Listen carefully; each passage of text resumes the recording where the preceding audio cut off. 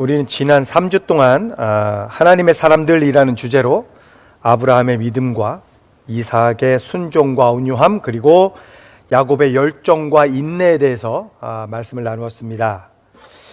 지난주에는 야곱에 대해서 말씀을 드렸는데, 야곱의 삶을 통해서 우리가 얻을 수 있는 교훈은 첫 번째로 열정의 방향을 하나님께 맞춰야 한다. 두 번째는 인내는 하나님의 사람으로 빚어지는 시간이다. 그리고 세 번째, 인내의 끝은 변화이고 이 변화의 중심은 기도다라는 말씀을 드렸습니다. 그리고 오늘은 이제 하나님의 사람들 설교 시리즈 마지막으로 신뢰의 사람 요셉에 대해서 말씀을 드리겠습니다. 인간관계에 있어서 서로 좋은 관계를 맺을 수 있는 방법 중에 하나가 바로 서로를 신뢰하는 것입니다. 그래서 설사 그 사람이 내가 이해할 수 없는 행동이나 말을 했을 때에도 그 사람 나름대로의 사연이 있겠지, 또는 그 사람 나름대로의 생각이 있겠지 하고 그 사람을 끝까지 믿고 신뢰해 줄 때 우리는 상대방과 서로 깊고 두터운 관계로 발전할 수 있습니다. 그런데 가끔씩 그 사람이 나의 신뢰를 깨뜨리기도 하고, 그래서 내가 상대방에게 좀 실망하기도 하고 화가 날 때도 있습니다. 예전에 제가 이제 여기 오기 전에 캘리포니아에서 음악 전도사로 사역을 하고 있을 때 그 교회 담임 목사님이 교역자 회의를 하는데 이런 말씀을 하셨어요. 사람은 섬김의 대상이지 믿거나 의지하거나 신뢰의 대상이 아니다. 우리가 믿고 의지하고 신뢰할 수 있는 대상은 오로지 하나님밖에 없다라는 말씀을 하셨어요. 왜냐하면 사람은 불완전한 존재이기 때문에 그렇습니다.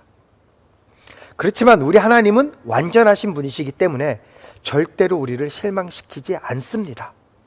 언제나 우리가 생각하고 기대했던 것 이상으로 하나님은 우리에게 공급해 주시는 분이십니다. 그래서 요셉도요, 사람이 아니라 하나님을 신뢰했습니다. 요셉은요, 자신이 어떤 상황과 환경 속에 있을 때에도 하나님을 향한 그 신뢰를 저버리지 않았습니다. 우리가 언뜻 요셉의 삶을 보면 그처럼 억울한 삶을 살았던 사람도 없어요. 요셉은요, 자신이 잘못한 것이 없는데도 불구하고 계속해서 억울한 삶을 살아왔습니다.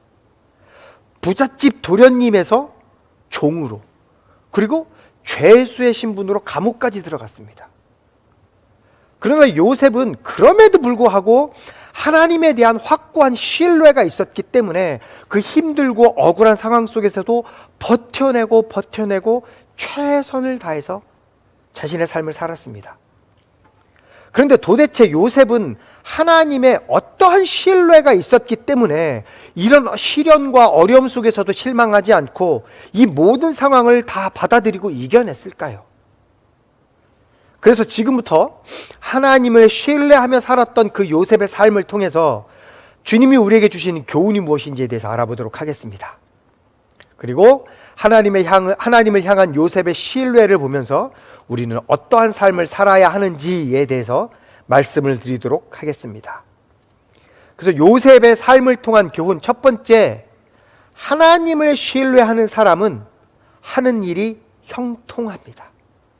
하나님을 신뢰하는 사람은요, 모든 하는 일마다 형통합니다. 사실요, 여러분, 요셉은요, 억울한 삶을 살았던 사람이 아니라 형통한 삶을 살았던 사람이었어요. 우리가 요셉이 힘들고 어려운 일을 겪은 거에 대해서 집중하다 보니까, 그리고 그것에 대해서만 말씀을 많이 듣다 보니까 그가 억울한 삶을 살았던 것처럼 보이는 것 뿐이지, 사실 요셉의 인생은요, 모든 일이 다 형통했던 삶이었어요. 왜냐? 하나님이 항상 그와 함께 계셨기 때문입니다. 여러분 보세요. 요셉이요, 총리가 되잖아요. 결국에는 그 나이가 30세 때였어요. 30세. 그러면 그 이후에 요셉의 삶에 대해서 구체적으로 언급된 게 없거든요. 요셉은 태어나서부터 30세 때까지 정말 많은 풍파의 삶을 겪었지만 그 30년 동안 하나님을 향한 신뢰를 저버리지 않았기 때문에, 하나님을 향한 신뢰를 놓치지 않고 산 결과 그 앞으로 100 몇십 년의 삶을요, 형통한 삶을 살았던 사람이었어요, 사실은. 그래서 창세기 39장 3절에서요 이렇게 이야기했습니다. 그 주인은 주님께서 요셉과 함께 계시며 요셉이 하는 일마다 잘 되도록 주님께서 돌보신다는 것을 알았다. 지금 이 상황이 어떤 상황이냐면 요셉이요 보디발의 집에 종으로 팔려간 상황입니다. 그 말씀 후반부에 보면 요셉이 하는 일마다 다 잘되게 하셨다라고 이야기를 하잖아요. 근데 여러분 우리는 이 말씀에서 주님이 요셉과 함께 하셨다라는 말씀에 관심을 더 가져야 돼요.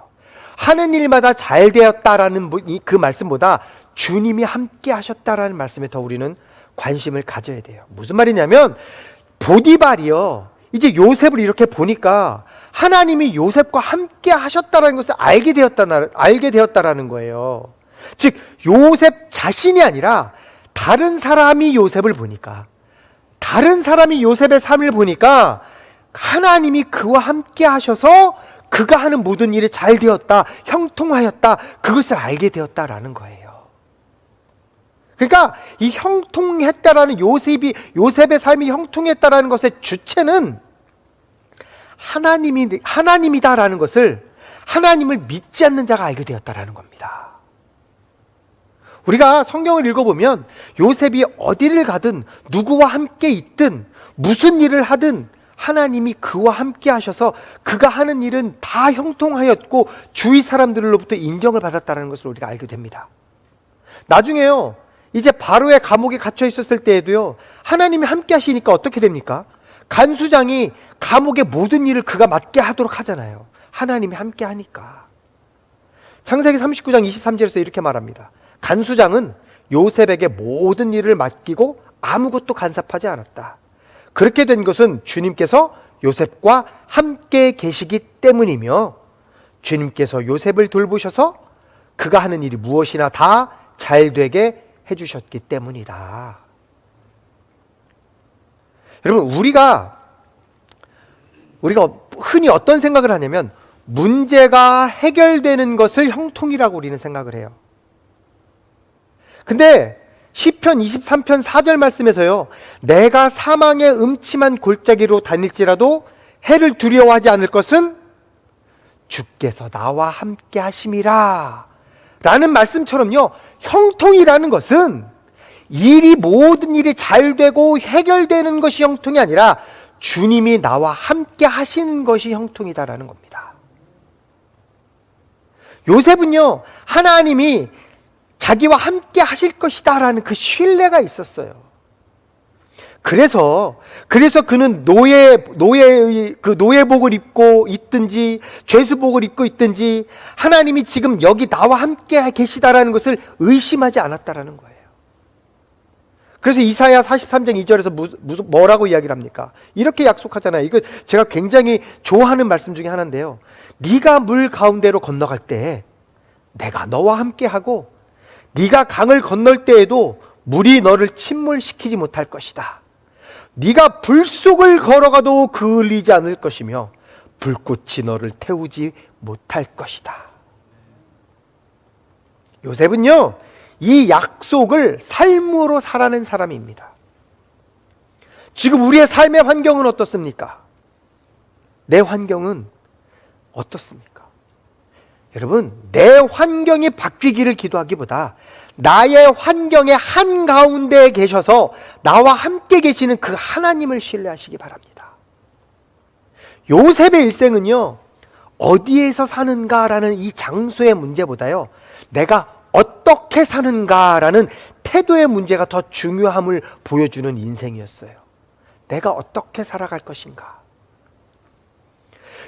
하나님이 요셉과 함께 계심을 알게 된 보디발은요 요셉에게 집안일과 재산을 관리하는 일을 맡겼습니다. 모든 일을 다 맡겼어요. 그랬더니 어떻게 합니까? 보디발의 집에 하나님의 복이 임합니다. 보디발은 하나님을 믿는 사람이 아니었어요.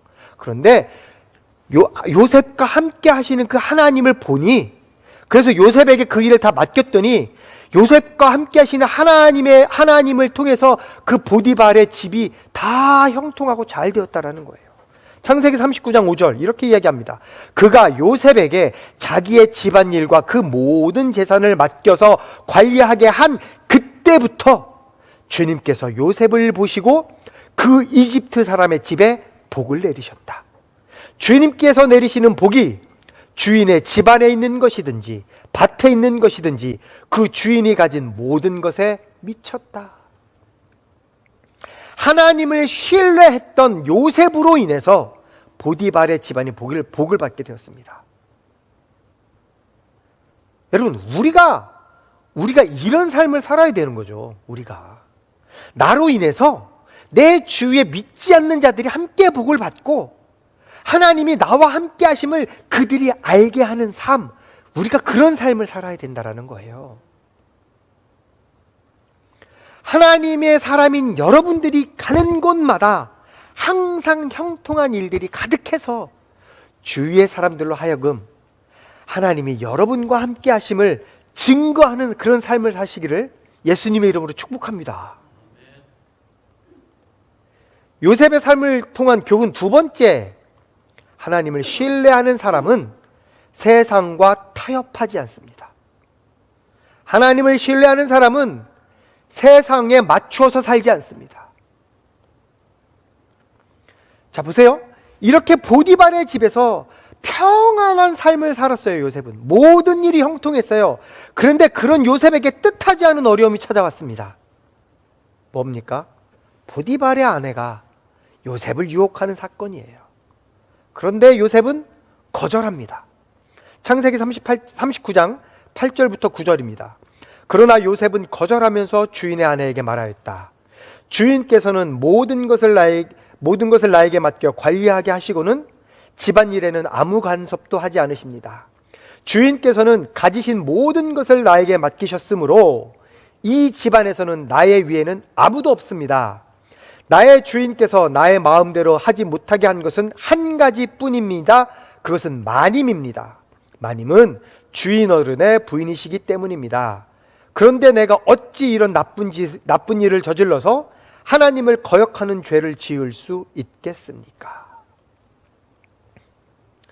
하나님을 신뢰하는 사람은요, 삶의 태도가 다릅니다. 보디발의 아내가 요셉을 유혹할 때요, 요셉이 거절할 수 있었던 힘은 그냥 단순히 도덕적인 양심 때문만은 아니었습니다. 그는요, 하나님이 보고 계신다라는 것을 알고 있었고 그것을 의식했어요. 그리고 하나님의 방식을 택했습니다. 제가 이 얘기를 왜 드리냐면요, 그 당시에 애굽 여인들은요 굉장히 개방적이었었어요. 그게 그 사회의 풍토예요. 굉장히 개방적이고 자유분방하고요, 정조가 굉장히 약했어요. 그 당시 그 지방의 문화와 풍습이 그래 왔다면 보디발이 요셉을 유혹하는 거 그럴 수 있어요. 보디발의 입장에서는. 왜? 대부분의 사람들도요 그 풍습을 이해하고 어느 정도 다 인정하고 지내기 때문에 그래요. 다들 그러니까. 다들 그렇게 하니까. 요즘 대세가 그렇잖아. 요즘 사람들 다 그렇게 살잖아. 다 인정하고 살잖아. 인권주의, 인권 중심이잖아. 그렇게 하면서 자신을 합리화시킬 수 있단 말이에요. 그렇게 부정적인 일을 해도 뭐 누구나 다 그러는데 뭐 그런단 말이에요. 그러니까 어찌 보면요, 요셉의 입장에서도 보디발의 아내와 하룻밤 정도 같이 자는 거 누가 뭐라고 할 사람이 없습니다. 왜냐하면 그게 그 사회의 문화니까요. 그런데 여러분, 시편 139편 3절에서요 이렇게 분명히 말합니다. 내가 길을 가거나 누워있거나 주님께서는 다 살피고 계시니 내 모든 행실을 다 알고 계십니다. 여러분, 세상 사람들도 다 그런다고 해서요 그게 주님 앞에 범죄가 안 되는 것은 아닙니다. 우리는요 반드시 주님 안에서 영적인 분별력을 가져야 합니다. 남들이 다 맞다고 해서 성경이 아니라고 하면요 그건 아닌 거예요. 우리는 분별할 줄 알아야 돼요. 요셉이 그랬다라는 겁니다. 요셉이 그런 사회 속에서 살면서 자유분방하고 아주 개방적이고 정조가 없는 그런 사회 속에서 살면서도요 요셉은 하나님이 원하시는 삶을 살려고 최선을 다해서 살았다라는 말이에요. 우상이 팽배하고 심하게 퇴폐했던 그 애굽에서도 하나님을 잃지 않는 그 신앙을 보여준 요셉이었다라는 거예요. 여러분, 하나님을 진짜 신뢰하는 사람은요, 아무도 보지 않는 곳에서도 하나님을 의식하며 살아가는 사람이에요. 아무도 모르는 것 같지만 나의 부정이, 나의 범죄가 하나님은 알고 계시다라고 생각하고 그 하나님을 의식하면서 살아가는 사람이요, 진짜 하나님을 신뢰하며 사는 사람이에요. 이게요, 세상 사람들과 구별된 성도의 능력이에요. 그리고 요셉의 삶을 통한 교훈 세 번째, 하나님을 신뢰하는 사람은 맡겨진 일에 성실하게 최선을 다합니다. 어떠한 일이든지 자신에게 맡겨진 일에 성실하게 최선을 다하는 사람입니다. 창세기 41장 46절 이렇게 말합니다. 요셉이 이집트 왕 바로를 섬기기 시작할 때에 그의 나이는 30살이었다. 요셉은 바로 앞에서 물러나와서 이집트 온 땅을 두루다니면서 살폈다. 자, 요셉이요, 17살에 애굽의 종으로 팔려왔습니다. 형들에 의해서 팔려왔잖아요. 17살에. 그런데 이제 보디발의 아내로 인해서 누명을 쓰게 되고 감옥에서 2년을 살고 나왔을 때 30살이었다라고 이야기를 해요. 30살. 그러니까 보디발의 집에서 생활한 시간은 11년이었어요. 11년. 보디발이 요셉을 인정한 것이 11년이다라는 얘기예요. 그 11년 동안 요셉은 자기에게 맡겨진 일에 최선을 다해서 성실하게 일을 했기 때문에 보디발이 요셉에게 모든 일을 맡긴 거예요. 하루아침에 사람에게 인정받은 것이 아니다라는 말입니다. 여러분, 우리는 이 사실을 꼭 기억해야 돼요. 꾸준히 변함없이 성실하게 최선을 다해서 보디발이 자기에게 맡겨진 일을 최선을 다해서 했다라는 거예요. 그런데 요셉은요, 한 번도 불평도 않았고요, 이렇게까지 열심히 최선을 다해서 그가 성실하게 살았던 이유가 뭐예요? 설교 처음에도 우리가 말씀했지만 그는 하나님을 신뢰했기 때문에 그렇게 살았어요. 하나님을 의식하며 살았기 때문에 현재 자기에게 맡겨진 일에 최선을 다해서 살았어요. 여러분, 얼마나 그가 하나님을 신뢰하였기에 이 고난과 시련을 잘 극복하며 사는 것일까요? 얼마나? 그가 얼마나 하나님을 향한 신뢰가 있었는지 우리가 창세기 45장을 통해서 알 수 있습니다. 이 창세기 45장은요, 이제 요셉이요, 바로에게 총애를 받아서 총리가 되고 난 후에 이제 그의 형제들을 만나는 장면이 나오는 장이거든요. 온 세상에 기근이 옵니다. 기근이 오자 가나안에 살았던 요셉의 형제들이 애굽으로 이제 양식을 구하러 옵니다. 그리고 총리가 된 요셉 앞에 나와서 엎드려서 절을 합니다. 그때 요셉이요, 창세기 45장 4절부터 5절에서요 그의 형들에게 이렇게 말합니다. 이리 가까이 오십시오 하고 요셉이 형제들에게 말하니 그제야 그들이 요셉 앞으로 다가왔다. 내가 형님들이 이집트로 팔아넘긴 그 아우입니다. 그러나 이제는 걱정하지 마십시오.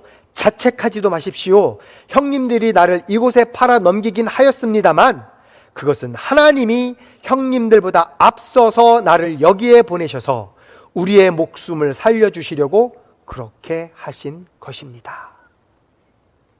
무슨 말이에요? 요셉을 애굽으로 팔아버린 형들에게요, 형들이 나를 판 건 맞아요. 그런데 형들이 나를 판 게 아니고 하나님의 보내심을 받았다라고 얘기하는 거예요. 팔림을 받은 게 아니라 하나님이 나를 여기로 보내셔서 내가 온 것이다라는 거예요. 그러니까 요셉이요, 애굽으로 팔려올 때도 요셉은 하나님이 계획하신 뜻이 있을 것이다 라는 신뢰가 있었기 때문에 이렇게 열심히 살았다라는 거예요. 비록 억울하게 종의 신분으로 하락하기도 하였고요, 또 죄인의 신분으로 떨어지기도 하고 그랬지만 그는 이 어려움들 속에서도 분명히 자기를 향한 하나님의 뜻이 있을 것이라는 신뢰, 그리고 결국에는 이 모든 문제를 하나님이 해결해 주실 것이라는 그 하나님의 향한 신뢰가 있었기 때문에 요셉은 자기에게 주어진 그 환경에서 최선을 다해서 열심히 살았어요. 그 결과 요셉은 어느 곳에 있든지 어떤 상황에 처했든지 누구를 만나든지 하나님이 그와 함께 하셨고 그는 결국 형통한 삶을 살 수 있었던 것입니다. 우리가 설교 초반에도 말씀했지만 우리가 요셉의 삶을 보면 그처럼 억울한 사람도 없잖아요. 그가 형제들에게 잘못한 것이 무엇이 있습니까? 없어요.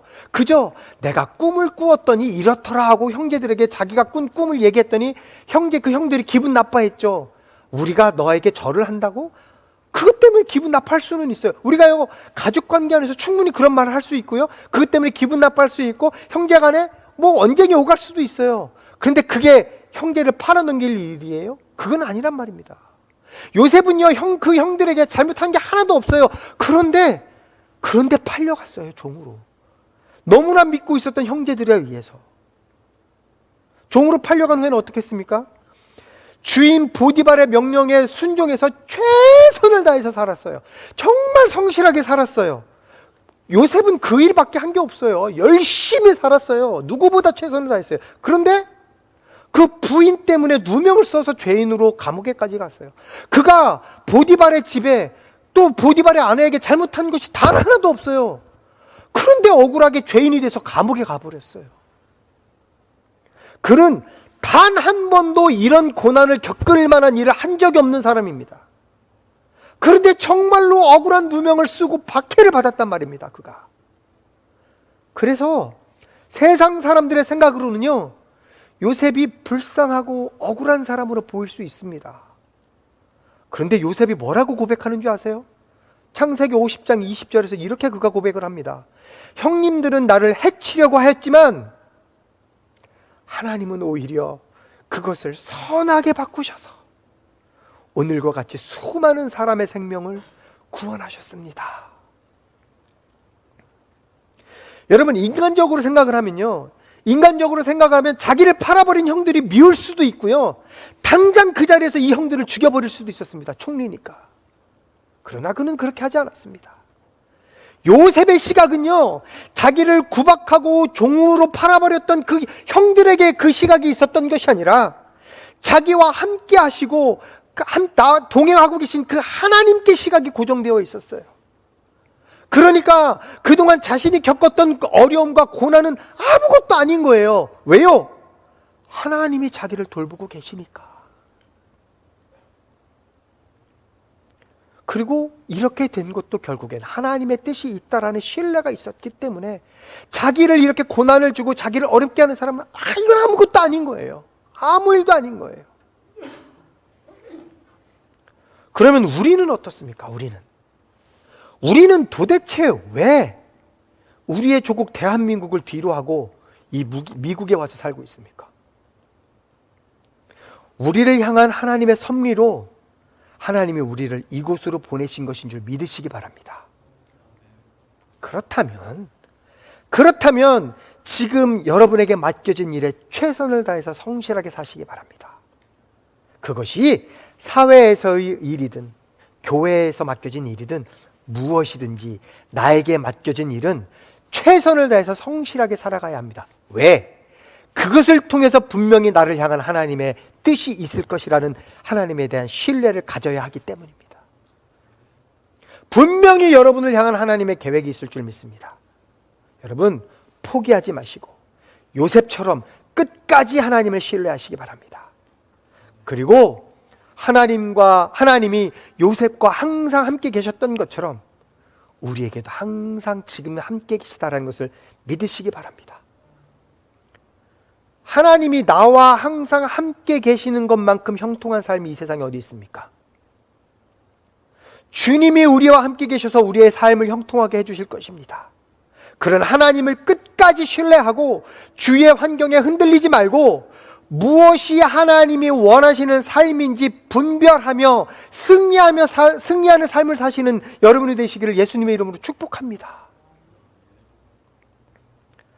말씀을 정리하겠습니다. 우리는 지난 4주 동안 하나님의 사람들이란 주제로 말씀을 나누었습니다. 여러분, 제가 이 설교 시리즈를 준비하면서 여러분들에게 드리고 싶은 말씀이 있습니다. 아브라함과 이삭과 야곱과 요셉이 하나님의 사람이라고 불리게 된 것은요, 전적으로 하나님의 은혜입니다. 아브라함이 그의 믿음 때문에 하나님의 사람이 된 것이 아닙니다. 이삭이 그의 온유와 순종함 때문에 하나님의 사람이 된 것이 아니에요. 야곱이 그의 열정과 인내 때문에 하나님의 사람이 된 것이 아니고 하나님을 향한 요셉의 신뢰 때문에 그들이 하나님의 사람이 된 것이 아니라는 얘기입니다. 이런 그들의 행위와 마음들과 생각들 때문에 그들이 하나님의 사람이 된 것이 아니다라는 얘기예요. 무슨 말이냐면 하나님의 사람들은요 이미 그 요소들을 갖고 있다라는 거예요. 왜요? 하나님이 우리에게 주셨으니까. 하나님의 사람들로 만들어 주셨으니까. 우리는 이미 그것들을 다 갖고 있어요. 그들이 무슨 능력이 있어서, 아브라함과 요셉과 이삭과 야곱이 무슨 능력이 있어서 그런 것들을 가질 수 있습니까? 그들도 우리처럼 나약하고 연약한 인간입니다. 죄 많은 인간일 뿐입니다. 그저 주님의 은혜로 하나님이 그들에게 그것을 주셔서 그들이 그것을 소유할 수 있었던 것 뿐이에요. 이 말은요, 영적으로 하나님의 사람들인 우리의 믿음과 순종과 온유와 열정과 인내와 신뢰를 우리도 갖고 있다는 얘기예요. 자, 그럼 우리가 지금 해야 할 일은 무엇입니까? 우리가 해야 할 일. 이런 요소들을 하나님 나에게도 주셔서 내가 하나님의 사람들로 살게 해주십시오가 아니라 우리도 그들처럼 그냥 하나님의 사람들로 살게 해주십시오예요. 그런 요소들 나에게 주세요가 아니라고요. 우리는 이미 소유하고 있다고요. 지금 우리가 해야 하는 것은요, 우리를 하나님의 사람들로 인도하신 그 하나님의 은혜를 구하는 것밖에 없어요. 제가 2026년 첫 설교 시리즈로 하나님의 사람들이란 주제를 정한 이유는요, 올 한 해 하나님이 우리의 삶을, 그리고 우리 시온교회를 어떻게 이끌고 가실지 그걸 기대하자라는 의미가 있었어요. 아브라함과 이삭과 야곱과 요셉은 하나님의 사람들입니다. 그리고 우리도 하나님의 사람들입니다. 그렇다면 그들에게 임했던 이 하나님의 은혜와 섭리와 돌봄과 인도가 분명히 현재 우리의 삶에도 있을 줄 믿습니다. 하나님은 당신의 사람들, 당신의 자녀들을 절대로 그냥 방치하시는 분이 아니십니다. 결국에는 우리의 삶을 가장 좋은 것으로, 가장 선한 것으로 바꿔주시는 분이십니다. 그러므로 아브라함의 하나님, 이삭의 하나님, 야곱의 하나님, 요셉의 하나님, 그리고 나의 하나님이 나의 삶을 어떻게 이끌고 가실지 기대하며 살아가시는 여러분들이 되시기를 예수님의 이름으로 축복합니다.